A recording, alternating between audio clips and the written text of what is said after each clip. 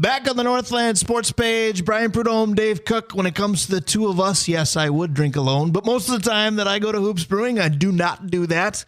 Went down there last Saturday. There were 5 of us having a blast playing cards, taking in all the great beers at Hoop Brewing. And Monday I went back, played some trivia. My sister and I and Mr. Jay Hagan, who is just a trivia genius in his own right, we not only played trivia at Hoops on Monday, we won. Oh, outstanding. Right. What was the prize? Every once in a while I get one right now. I have to laugh a little bit at the prize, and Dave Hoops will be rolling his eyes because it was a $30 gift card to Hoops. And Dave will tell me, well, when I'm there, you don't pay for your beer anyway. Right. So I might have to share the wealth a little bit. Very nice. But speaking of sharing the wealth, we're so grateful that our sponsors share in the success that is this show. Absolutely. Let's start with Mike Regan at Christensen Group Insurance, the Blackwoods Group, including their locations in Two Harbors, in Proctor, Tavern on the Hill, Blackwater, and the flagship on London Road. Mount Royal Bottle Shop, Stewart's Bike Sports and Trophies, Comfort Systems of Duluth, Kohler Toyota and Kohler Hyundai, Advantage Emblem and Screen Printing, Kraus Heating and Cooling, your carrier, HVAC authorized dealer, Arola Architecture Studio, the OG, Brian, the one that got us through the dark times. Yes, he did. And then our current guest, the proprietor of Hoops Brewing. Mr. Dave Hoops, with that grandiose introduction, we say good morning. How are you, buddy? I am good. Really, really good show so far. How are you guys doing? Doing well. And I have to say, obviously, winning makes everything more fun. We wouldn't know that as Minnesota pro sports fans, but trivia down there at Hoops Brewing on Monday nights is really, really fun, win or lose. But yes, winning did make it better on Monday. I have to say, maybe as a guy who loves Vinyl Night as well, you'd be proud of me. Where I really dominated was the Name That Tune segment as well. Yeah, it's excellent. And I really do love Vinyl Night as well. Now that it moved back to the Millroom, it's really intimate, nice. It's a really cool vibe. And, yep, I'm glad you guys went to trivia. We usually have a really strong squad ourselves from the brewery, but you guys obviously took them down. Well, actually, the other time, Jay Hagan and I joke about this. I know you know Jay well, and you know just how much of an intellect he is when it comes to trivia, but he and I like to joke about this. We've now taken home first prize twice. We've only won first once. The other time we took home first prize, it was because your employees had won and they didn't need the gift card. Yeah, I think that happens quite a bit. But you guys you're formidable, no doubt. Yes, we like to at least be on the map, you know, in the hunt, as sometimes the NFL playoff picture says. Speaking of in the hunt, let's go Frozen 4 because there's only 2 teams left in the hunt. My pining for Beanpot 2.0 didn't happen. Denver beat BU. BC took care of Michigan. So you've got Denver and BC tonight. Everybody when this tournament started was raving at how good Boston College is. Do you expect more of the same tonight, or is Denver some sort of team of destiny? No, I expect more of the same. They almost have an NHL-ready top line. It's really incredible. I was surprised that Denver beat BU, to be honest. Yeah. So, no, I picked BC to win. I'm still picking them. I'm enamored with Ben Smith, of course, and I think Gauthier is probably the Hobie Baker favorite. Anything can happen. Denver is tried and true, tested, but I'm picking BC or by maybe 2 goals. I'll tell you this. You mentioned the Hobie Baker. It might also be the Denver goaltender, and if he's playing the way that he has, it might be different tonight, but that might be their best shot, to have a goaltender that's been standing on his head. Speaking of enamored, though, you've long been enamored with UConn basketball, both on the men's and women's side. The men did it again, and you talk about a professional-ready lineup with BC for hockey.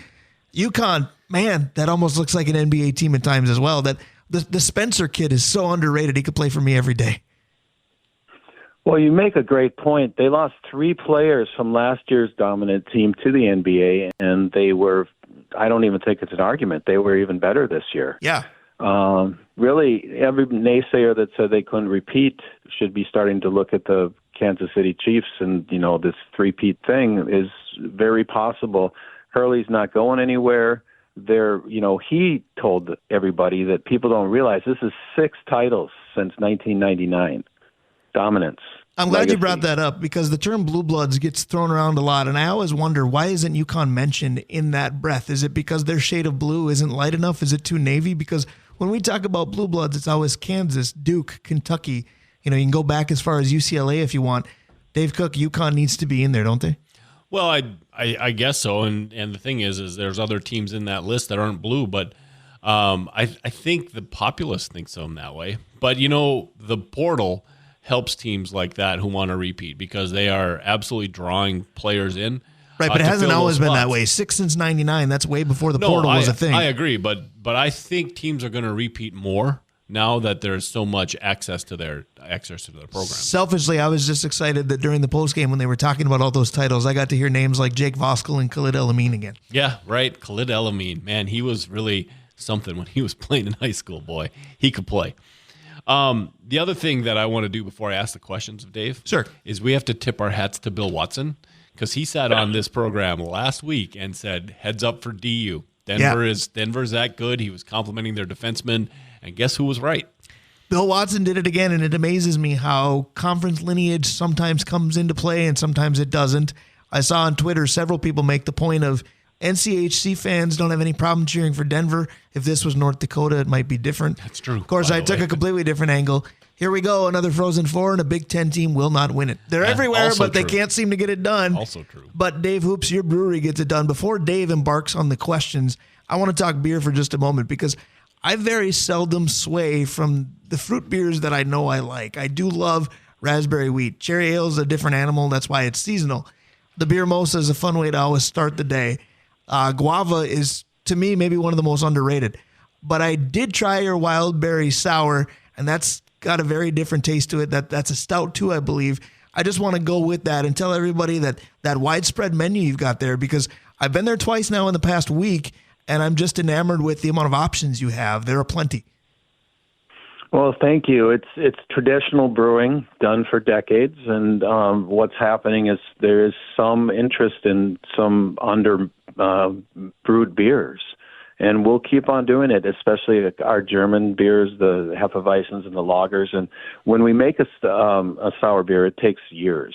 But we'll just keep on keeping on. We just made a red IPA this week, which everybody will be happy about, and that is something for everyone. That's our calling card, our motto.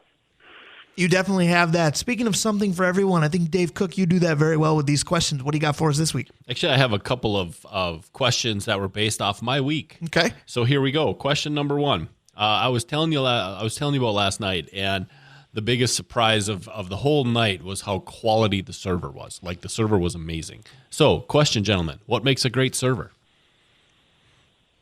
Well, number one, liking their job, I think, is a really big part of the attitude being carried over into how they interact with customers.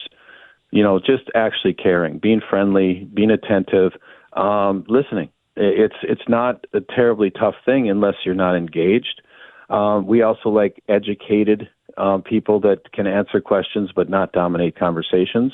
And third and foremost, having a great product to sell, makes it a lot easier. Absolutely. There's not a ton I can add to that because it's almost like the guy who just answered has some pretty good servers at his own business. I thought he'd be a good source. But I will agree with a lot of that, and I will add, and this goes under the umbrella of enjoying your job, I think positivity is a big part of it.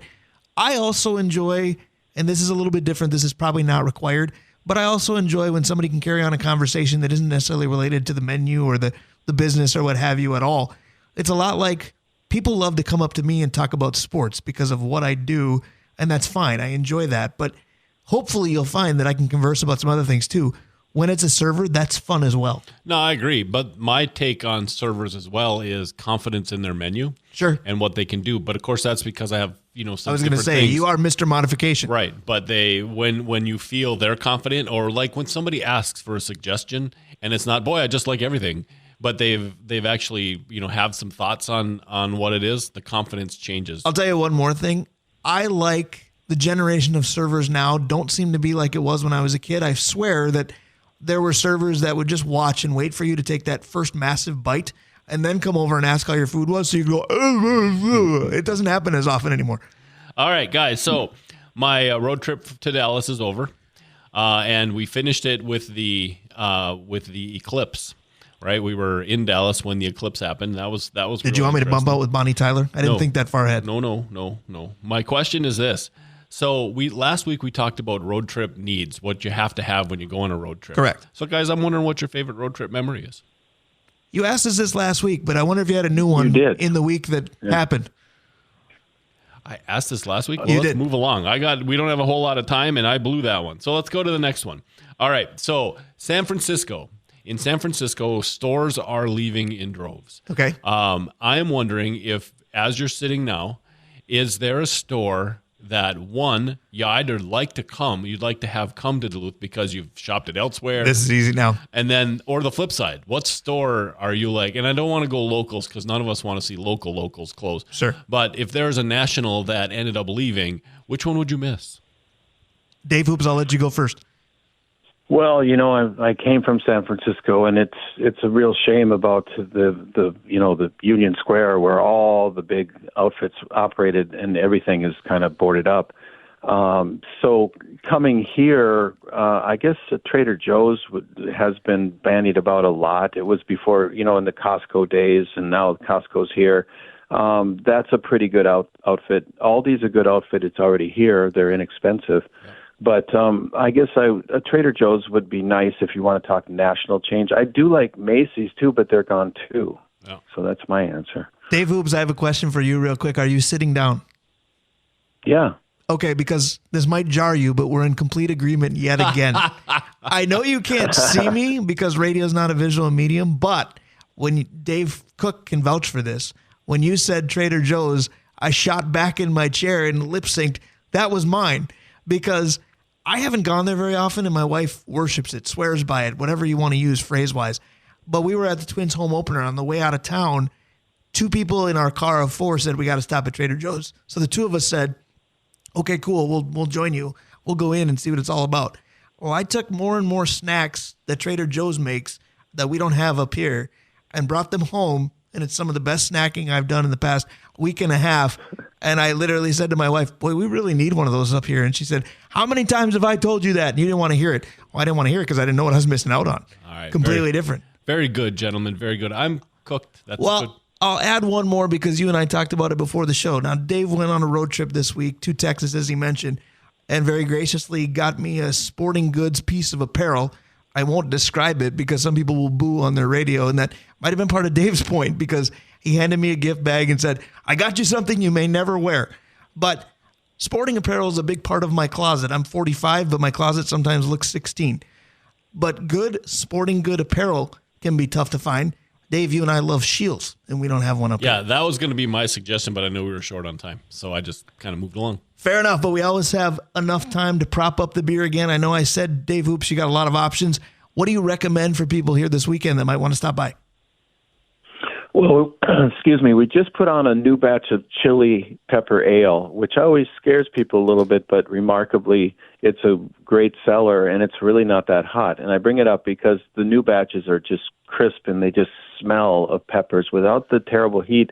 And we really, really do well with mixing these with either the Hell or one of the fruit beers. It's become a very, very popular thing, and it might sound scary or a little weird, but I recommend it highly. And just ask any of the bartenders because they'll be happy to make a recommendation. Dave Hoops, I always love your optimism, especially towards your beer, but I usually need it towards my favorite teams as well. The Twins are floundering a bit. Where are you on this team? And then the Timberwolves have been awesome, but playoffs are lurking. Where's your confidence with them? It's high in all both of those situations. This is the first time in history that there's 3 teams battling for the number 1 seed on the last game of the year. Right. I don't think it really matters, but I think for the Timberwolves' mental psyche, winning tomorrow and getting the number 1 seed with home ice, so to speak, for the playoffs, I think that is huge for this franchise. So I'm high on it. I'm scared of Phoenix a little bit. Twins, I'm not worried about it. I keep saying it's a long season. It'll be fine. So maybe today they get a sweep, and then we start from there. You never know. Yogi Berra did teach us, I believe, the phrase, it can get late awfully early. It's only April, but does it feel that way even with 151 games left, or are you the calming factor that you normally are when it comes to Twins baseball? Well, it's no different from all. I mean, my hockey team has been the worst team in the league for 5 years. Do I not watch them, or do I stop caring? No. Wild fans, Twins fans need to pay attention to that. It's really important, and I gripe about this. If you're a fan, you're a fan, good or bad. Just stick with your team. No, it's April. I agree with you, but I am 100% guilty of midway through the Twins game last night, switching over and going, okay, the Wolves have my attention. If you're craving success, how badly do we need the Wolves to make about a month-long playoff run? Well, I think it'd be really good for him. A lot of people think that Taylor wants a championship. Of course, any owner does. But I also think he wants $1 billion more. Now, I think that maybe just like last year when the Twins made the playoffs, people are going to start watching now, like other people. And there's going to be more and more, and we do have the three-headed monster back in play. I think a month long, playing into June, let's do it, for sure. That could be interesting. That might be a topic we approach next week. Which big three has been better, and the playoff run may determine it, because there was MV3 when it was Sam Cassell, Latrell Sprewell, Kevin Garnett. Now you've got Anthony Edwards, Karl Anthony Towns, and Rudy Gobert. Let's see what those three can do. Dave Cook, by the way, you'll like this. I know you're bummed that you repeated a question from a week ago, but here's proof that we do have dedicated listeners. I got a text that said, I believe your favorite road trip memory was you and your dad going to UMD basketball. And that's correct. So we do know that people tuned in and pay attention to us as well. Yeah, somebody else should pay attention. Well, we do what we can. One of the two Daves did. Dave Hoops, you are the best. We appreciate you. We will do this, as always, again next Saturday. It's a beautiful day. Those of you that like to, get out golfing. Courses are open. There you guys go. Have a great day. Do you have a current Masters leader? Because Dave and I clarified in the beginning, we don't pay much attention to it. Well, I think Scotty's going to win. I mean, that seems pretty low-hanging, but he's just better than everybody else. We haven't seen the best out of him yet this weekend, and I kind of like Fleetwood making some noise, surprisingly. We'll see what happens. All right, there you go. No subject off limits with Dave Hoops. We love you. We'll talk to you in a week. Oh, thanks, guys. Have a good day. You as well. That's our guy, Dave Hoops. Nick Nelson of Twins Daily is next. It kind of seems like a daily mess with the Twins lately. See if we can get things squared away. Stick around. The Northland Sports Page continues. No, we don't, but it should be the new Twins rouser. Do you really want to hurt me? Because the injured list is growing. Cause for concern is growing. Luckily, almost each and every week, our sponsorship list here on the Northland Sports Page is growing as well. Absolutely. And let's start with the Blackwoods Group. Their locations on London Road, Blackwater Downtown, Tavern on the Hill. Their locations in Proctor and in Two Harbors. Mount Royal Bottle Shop, Stewart's Bike Sports and Trophies, Comfort Systems of Duluth, Kohler Toyota and Kohler Hyundai, Advantage Emblem and Screen Printing, Kraus Heating and Cooling, your carrier, HVAC authorized dealer, Mike Regan at Christensen Group Insurance, Hoops Brewing, and Arola Architecture Studio. Very thankful for each and all of them. At the same time, we're always thankful for Nick Nelson of Twins Daily. He joins us here in just a moment. I feel like the Twins Daily have been a cause for concern, and that's being nice. So I'm looking for some optimism for somebody who follows them daily like I do, and I go to the guy who works for Twins Daily. Nick Nelson, good morning, buddy. Good morning. How you doing, gentlemen? Doing okay. Now, I asked you off the air, I said, you're not injured, are you? And you said, no, I'm good. Hopefully I can make it through the call. And sadly, that kind of feels like what we're down to, because different day, different Twin, dropping like flies. Big knock last night with Carlos Correa landing on the injured list this morning. Yeah. I mean, it's been about as rough of a start to the season as you could think of. I mean, I guess the good news, if you're looking for it, is that it's still not halfway through April yet, so these guys have a lot of time to heal. But being without your best reliever and your two best hitters within the first couple weeks of the season is quite the punch in the gut.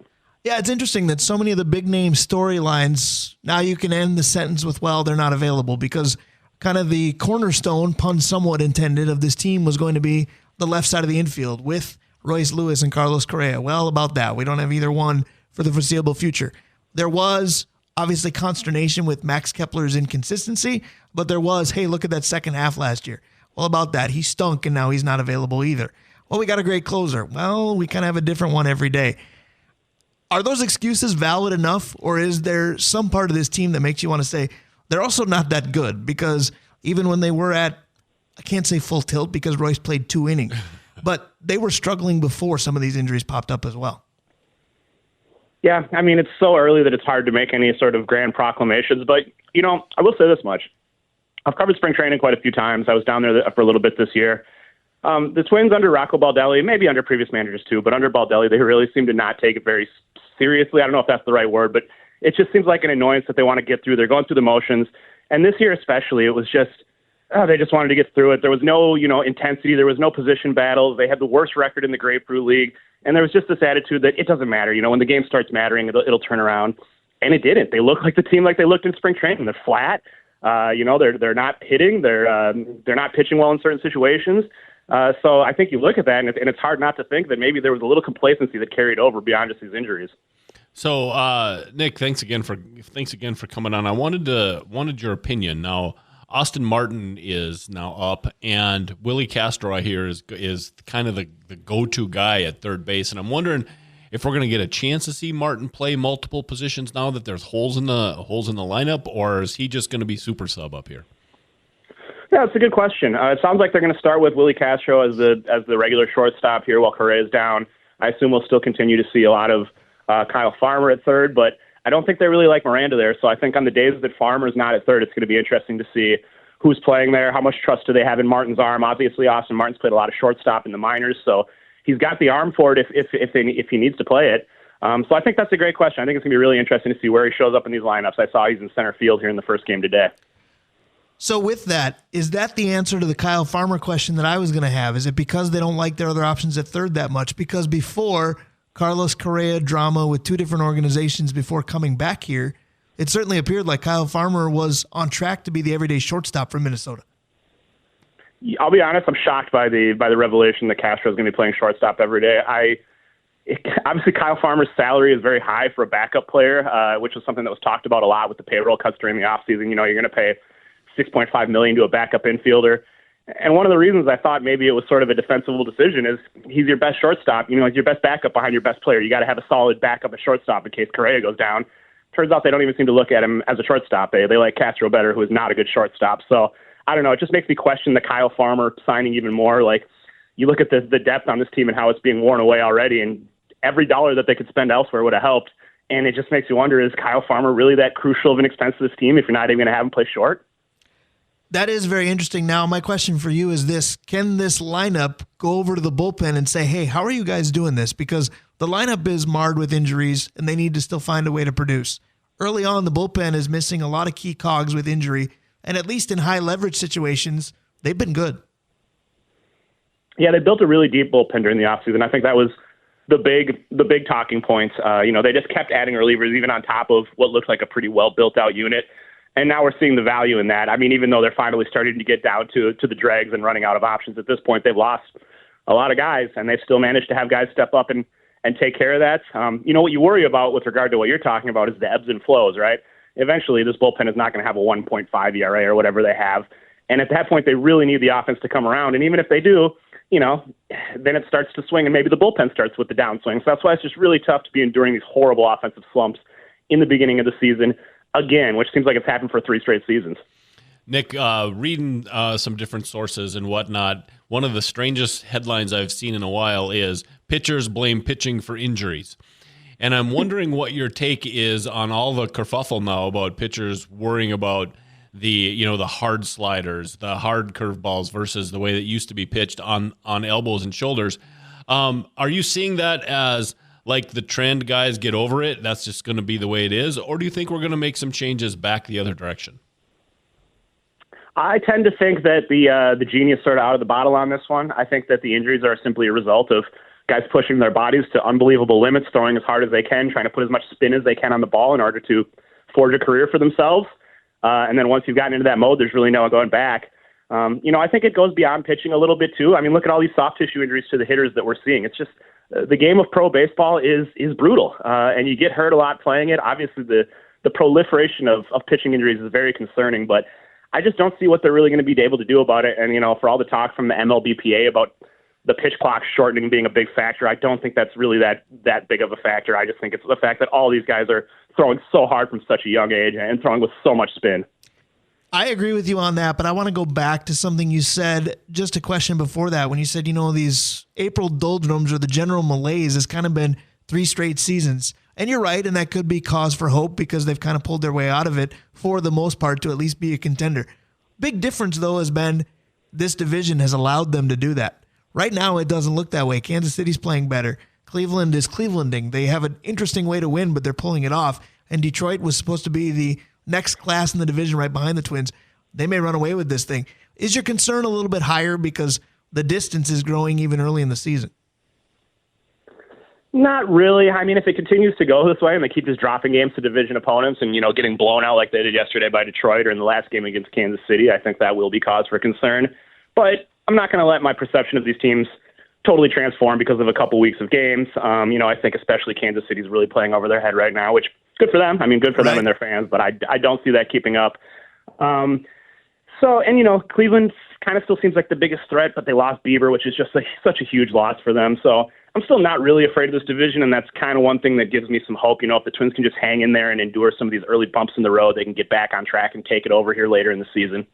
Your answers keep segueing nicely into another question for me. You used a word that I love. You used the word perception, and I want to ask about that. I'm enjoying the fact that it seems that casual interest in baseball is up a little bit. Now, the Twins could be an exception as well because cutting payroll and people have talked about crowds going to Target Field, what have you. But I feel like the general interest in baseball is up.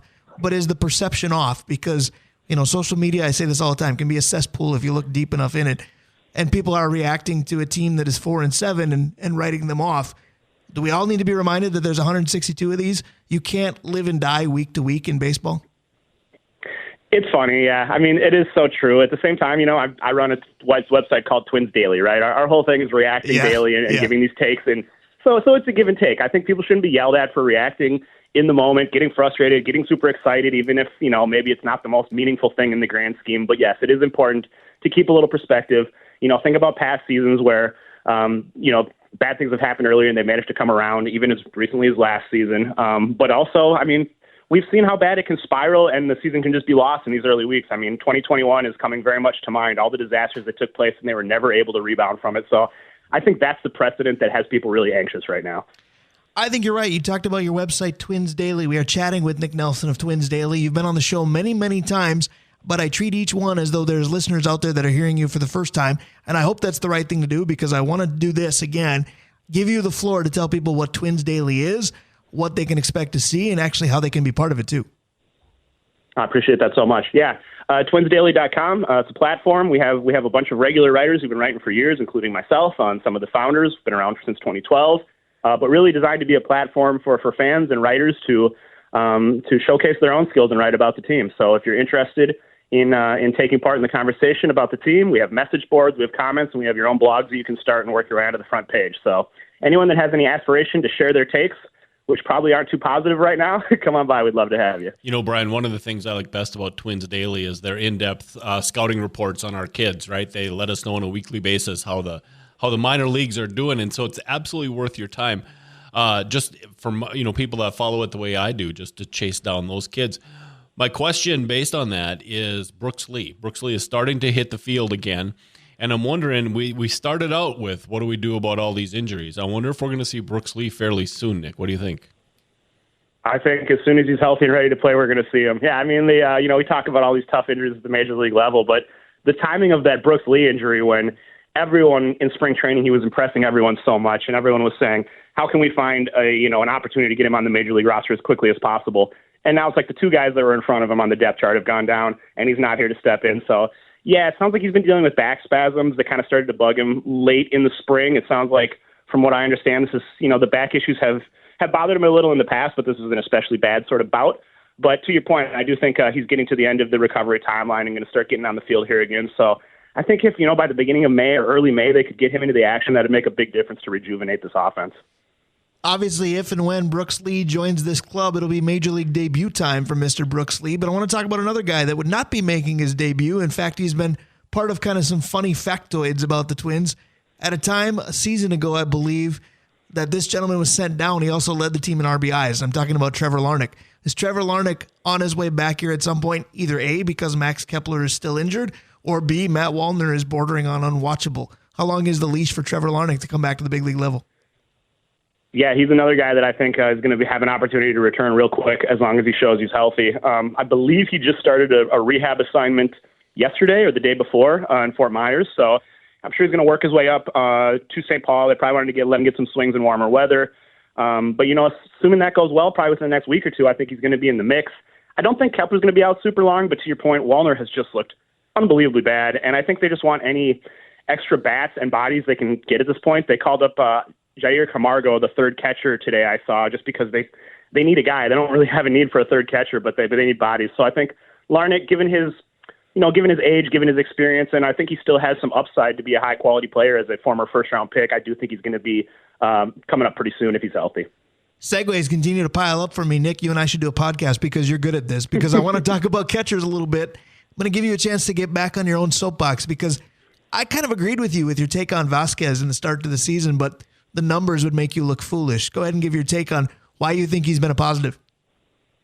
Yeah, well, I wrote an article for Twins Daily, I think yesterday, just talking about how with the payroll reduction, the pressure is really on guys like Correa and Vasquez, who are pretty highly paid. They signed those guys when their payroll was exploding a year ago. And now, those two, I think, combined make almost 40% of the payroll on their own. So obviously, pretty rough to have Correa go down the day after I write that. But all the more pressure on Vasquez to earn his salary. And to my eye, I think he's looked really good coming off a very tough first season with the Twins. I know the offensive results haven't been there, but if you look at some of the underlying metrics, the ex-WOBA, exit velocity, the way he's hitting the ball, he's been really strong. He's just been getting really unlucky. And the defense and sort of what he brings, in terms of intangibles, I think are really valuable and underrated. We see it in these games, like when he received that throw from Correa and laid down the tag earlier in the game. He's had some great throws down to second base, throwing out runners. I think he's a really strong defender, and at the catcher position, that can be so overlooked. So just trying to raise a little appreciation for Vasquez. Obviously, he's still just a part-time player, and I think Ryan Jeffers is 1A, but that might change if Jeffers doesn't start hitting because he's another guy that hasn't looked very good early on. Yeah, it's starting to make you wonder if last season that was so good was a bit of a one-hit wonder for the Twins. I want to talk about a couple pitchers at the back end of the rotation, and then that's going to be it for me question-wise. Dave, if you have more, you can jump in. We got a few minutes left. But the back end was going to be the question, and it turns out to be Varland and Paddock in that order. Varland, I already made this joke once on the show, but if you're just tuning in, I said if the kids say it, I'll say it too. Louis Varland so far ain't it. But Chris Paddock coming back from that injury, I don't want to say I'm supremely confident in Chris Paddock, but this early, I kind of like what I see. Am I crazy for thinking that, or is there something there? No, I think it's just all about health with him. I don't think anyone really doubts the stuff. He was a very good pitcher before he got hurt. Looked fantastic, obviously, out of the bullpen in the short stint. Late last year, pitched really well in the playoffs. The stuff has graded out really well. He's been doing a good job. I just think he's got such a long injury history. He threw, a handful of innings last year. He threw barely innings the year before. He's just got no workload precedent built up to kind of throw anything close to 150 innings. So I just think the way they manage him and try to get him through the season and keep him viable, hopefully for October is going to be really key and interesting to watch. And unfortunately, they don't have a lot of depth. I think today in the second game, we're going to see their number 6 starter, Simeon Woods-Richardson, who got really roughed up in his last AAA start. So, if he doesn't look like he's up to the task, I just don't know what other kind of immediate depth there is to patch a hole if Varland continues to look the way he does, or if, Paddock or someone else's health goes south. Well, that's what I was going to say. If Woods-Richardson doesn't pan out today, and one start is a very small sample to judge somebody on, but are you calling Jake Odorizzi? Because I would. I don't know. Yeah, I saw the Rays just parted ways with him. I mean, you'd have to understand what he's looking like and where he's at this point, but I thought Odorizzi was a really good pitcher for the Twins, and desperation is setting in at this point. They need capable arms that are going to be able to give them some starting depth because we all know you're not going to get through the season with 5 starters. Nick, in the world of knock on wood, I was just reading your article on the Correa Vasquez thing. And I ask all the questions and he gets to read your stuff. It's not fair. The headline would have been good had you not subheaded it. So the headline is Twins need Correa and Vasquez to live up to their salaries. Perfect. The subhead, so far so good. And so we all learned lessons down the line. I think that's the lesson. It was true at the time. It was, absolutely. Can't throw that to the universe. Right. Now the real moment of truth will be you grouped Vasquez in there. If he gets hurt this weekend, we're going to tell you to stop writing. Yeah. Yeah, that's fair. That's fair. But speaking of writing, to close it out again, I want to have you tell everybody what Twins Daily is, because if they're not going there, they're missing out. Yeah. But if you've got, fledgling writers out there and they want to be part of it, let them know how. Yeah, great place to write. I recommend starting in the blog section, and there's a very low entry barrier there. I think you have to comment 3 times on the site with your account to prove you're not a bot, and then you can start blogging. And if we like your stuff, or if you reach out to our editor, there's going to be opportunities to get on the front page and find an audience. And if you just want to read about the Twins from sort of an empathetic fan point of view as we go through some struggles here, it's a great place to check out. Awesome. That's a perfect thing to say as we're bumping you out musically. We know you can't hear it, but it's REM's Everybody Hurts. No confirmation yet as to whether or not that's actually the new Twins theme song. But you did help us hurt a little bit less today. Yeah. Nick Nelson, I love doing this with you. Nick. You can guarantee that I'll be hitting you up a few more times this season. Love it. I'm ready anytime. All right, excellent. That's our guy, Nick Nelson of Twins Daily. I still follow the Twins Daily, but my goodness, it's getting harder. What's crazy about the site today? They have an in-depth piece on Les Straker. and how he contributed to the World Series. Like it's that sort of site where you never know what you're going to find. So what you're saying is it'll be great when Chris Paddock starts Game 6 of the World Series like Les Straker did. Well, if they come away with a W at the end, yeah. It'll be one of the world's greatest comeback stories. It is only April 13th. Everybody try to calm down, but it's getting harder, and I'm usually that guy that's telling everybody how early it is. Yeah, it's a trend. I still think it's Yogi that said it gets laid awfully early. Yeah, it feels like it in Twins country. It's the trend that's scary, not the performances. Speaking of late, it's late in the show. That means it's time for Vencie Glenn. One more segment to go. Northland Sports Page. Brian Prudhomme, Dave Cook. We'll be right back. You better stay here. We can go where we want to, but we're not going anywhere yet. We got a few minutes left. It's the final segment. It's the Drawing Lines segments, courtesy of a Roll Architecture Studio. It features Vencie Glenn. We do the safety dance once again. Drawing Lines in a Roll Architecture Studio, they've been part of our show essentially since day one. They help grow the list of sponsors. Dave Cook has got the rest of them right now. Absolutely. Let's start with Hoops Brewing. Mike Regan at Christensen Group Insurance. The Blackwoods Group, including locations on London Road, Blackwater downtown, Tavern on the Hill, Proctor, and Two Harbors locations. Mount Royal Bottle Shop, Stewart's Bike Sports and Trophies, Comfort Systems of Duluth, Kohler Toyota and Kohler Hyundai, Advantage Emblem and Screen Printing, Kraus Heating and Cooling, your Carrier HVAC authorized dealer, and as you said, Brian, the sponsor, the OG sponsor, and the sponsor of this part of our show, Arola Architecture Studio. Yes, Ryan Arola, a good buddy of mine. Hope to get a chance to maybe see him this weekend. One of my favorite people to talk sports with, but let's bring in one of my favorite people to talk just about anything with. We were doing that off the air and having some fun. Vencie Glenn, my favorite text from you recently, and I got a bunch of them, is when we were coordinating today's appearance, and I said, do you want to do it or not? Because there's not a lot new, but we love having you. And you said, you don't ask a baller if he wants to play ball and expect a negative response. I loved it. Good morning, buddy. Good morning, guys. I'm always ready. We love that about you. Now, the question is going to be, are the Minnesota Vikings going to be ready to make potentially a franchise-altering draft?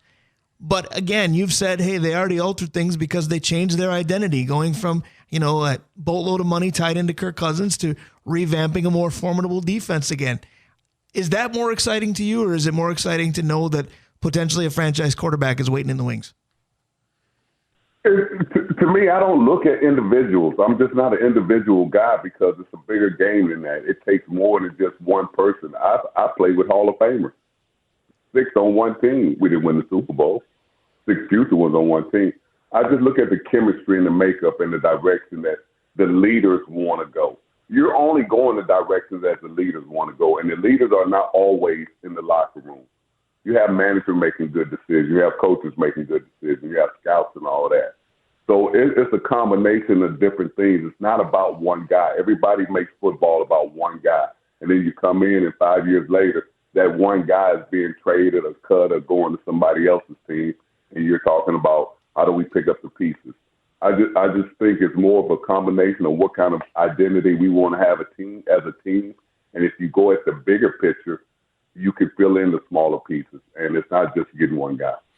Vencie, on my trip to Dallas, we were talking a lot about, frankly, this segment because my buddy that I went with loves this segment. And he asked me to ask you this combination of questions because we were talking draft. He said, so ask Vencie, when he was brought in, who were the vets that took him under his wing? Who were the vets that he was in awe of when he stepped on the field, maybe on his own team, maybe on a different team?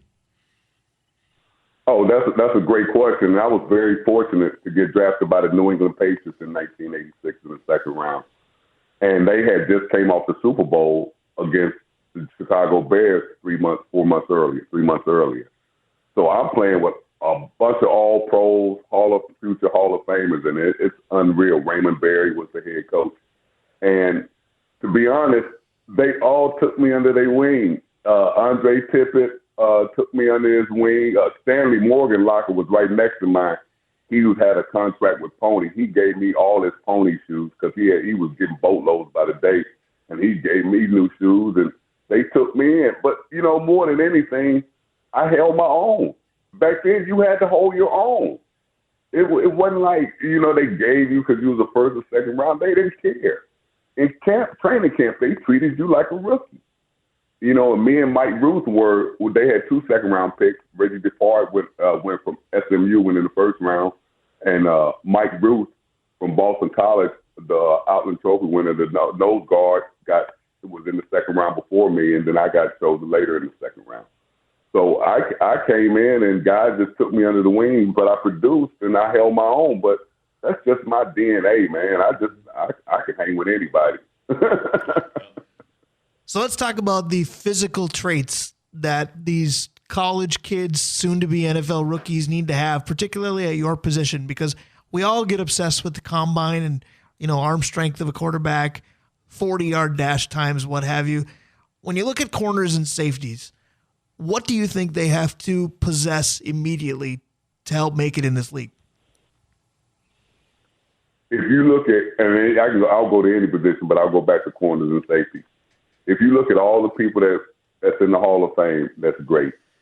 One thing they had in common is longevity. If you can't stay healthy and stay healthy by the grace of God, and you stay hurt, you're not going to have that kind of career, and you're not going to have the faith because you're going to be too busy compensating, trying to heal while other people are growing and getting better. So the main thing is you just have to be very fortunate to take care of your body and stay healthy. And then you get on the field and you learn. And if you're not in the classroom, not asking questions, not spending the extra time and doing the little things, you will fall by the wayside no matter what position, especially at defensive back, because they make it so hard for you to guard these great wide receivers nowadays. I was just going to ask you about that last bit. As a defensive back, with receivers in general, what made the best receivers you faced? What made them the best receivers that you faced? What were those talents or commonalities that they had that made them difficult?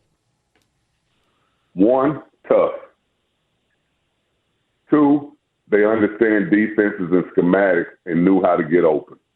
And more than anything, all the great ones will tell you, if you don't understand angles on a football field to help you, you will get beat every time. It's just angles. You have to put yourself in a position to cut off angles, take away angles, to give angles, to retreat from angles. You have to understand that field and angles of what everybody else is doing, because it's not just you out there running free and cornerback. You have people coming in to different areas of your zones and things like that. So it's really understanding the schematics of the field and what everybody's doing, and then applying your knowledge of how good you are and the things that you want to take away to that. And so every play is a chemistry test, to be honest. It really is. We're talking, of course, about college players preparing to make the jump to the professional level. And, of course, most of the time, that's the ideal goal, to get to the professional level. And now some opinions have changed about, do you really need to leave early and go to a professional league when you can hang around and NIL money and transfer portals, and you can be in college for a long time and still be financially in a good place? I talked about texts that you and I exchanged, Vencie, Tuesday afternoon. I know it hit closer to home with Indiana State hoops and how everything kind of got torn down after that great season. But you said something that Dave and I have harped on for a lot of shows, and I just want your take on this, and I'm quoting you. Portal and NIL are going to destroy college sports and the history of it. Just watch. Your take on what's taking place, because it's just different rather than wanting to get to the pros immediately. Man, if you're going to take the cat out the bag, the rabbit out the bag, rabbit out the hat, man, you better know how to get him back in there. Right. Because they open a can of worms, and they didn't prepare for this with coaches and teams and universities and everybody talking about, the great 17, 18-year-old student. But it's destroying university. It's destroying other kids as part of that university and the building of a university of something. And that's why you go to the college. That's why you see alumni come back, because even if they didn't play sports, they love their school. If you're 17 years old and by the time you're 21, 22, you've played at 3 different colleges, I feel, because you ain't going to go to the pros. Everybody ain't going to the pros. That's the problem. Everybody think everybody going to pros just because they in NIL or in college. They ain't going to pros. You spent 5 years, but you didn't really enjoy the college experience because you was portering from school to school, getting acclimated. Right. And what's going to happen, a lot of these families aren't going to be able to do that. Your kid might pick a school based on where their family can come to games, get there, the month, all that. So now you start just jumping around like your family can be there, and it's just like going to the other neighborhood playground. Is not what it is. It's big decisions, and it's going to start showing sooner than later. I agree with you. I remember when free agency became relatively new in professional sports. Now, let's face it, we've got free agency in college, don't we? Yes, absolutely, 100. So I probably. And here's the thing about it. Go ahead. You don't even have to really prove yourself in college. You just got to have a name. So here's the last question, and I hesitate to do that with only a minute left in the show, but how do you fix it? I don't think you're going to take it away, but is there a remedy anywhere? You're not going to fix it. You're going to Band-Aid it until it just gets to the point where the schools are just not going to pay. You just, hey, well, you can go to college, but my school ain't going to pay you, and schools just going to not worry about competing like that. And then guys that really that love the sport, or females that love the sport, they just going to go to the schools they really want to get an education in and go on in life, because everybody ain't going to the pros. That's just it. Another segment chock full of valid points. Vencie, you are the best no matter the topic. We appreciate you. Let's do it again in a week or so. I appreciate you guys. Dave, I'm going to hold you to that deal we made. You got it. Hey, I just want to know, as part of that deal, can I show up? Sure, 100%. We just got to set up a classroom. Well, Dave, you'd always say yes. 2-5, am I allowed? Absolutely. All right. Absolutely. Would love to have you. All right. Love you dearly. We'll talk again in a week, my friend. Thanks, Vencie. Okay, pal. Be good, guys. All right. That's our guy, Vencie Glenn. Thank you to Dave Hoops. Thank you to Chad Greenway. Thank you to Vencie Glenn. What a fun day. Yeah, this was an awesome show, Brad. We're out of here. Have a good weekend.